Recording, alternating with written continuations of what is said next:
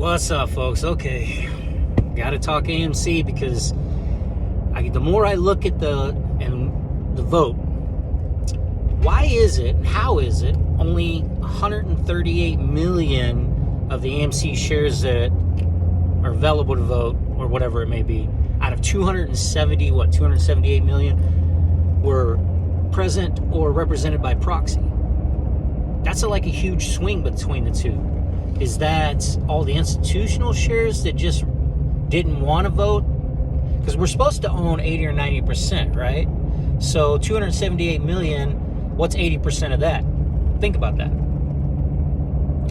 So if we own that, does that mean that of that 80% of the 278 million, whatever that number is, and then only 138 million were represented or represented by proxy? Is that all international holders? Does international holders that can't vote or represented by proxy or whatever the case may be, is there that many?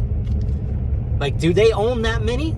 Chime in. I know I've got about 7 or 8% of my viewers are from, Canada mainly, and Europe.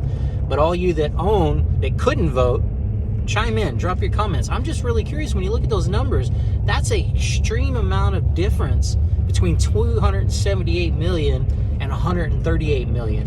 Where are all those shares? Is that all institutional? Again, is that all institutional owned and international? Especially if we're supposed to have like billions of synthetics. So I know there's somebody out there, there's people out there that know a lot more than I do. Why is that the case?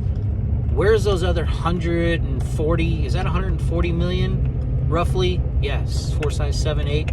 Roughly 140 million shares that just didn't get represented by proxy or show up or have anything to do with the voting. Man, that's an extreme number. Maybe I'm wrong here, but there should be, in my opinion, way more. So chime in, tell me what you think, guys. Like, where's those shares? Why weren't they able to proxy? Is that all international? Do we even own 80% anymore? Do you guys think we actually own 80%? I know I saw CSI video, and when you take into all the reverse splits and everything, is retail still scooping it up? Are you still buying? Just looking for opinions. That number, that part is bothering me. Somebody else answered in comments when I asked the question about why there was over 100 million votes to ratify to keep the Ernst & Young going. I was curious, but it was because it's it's routine.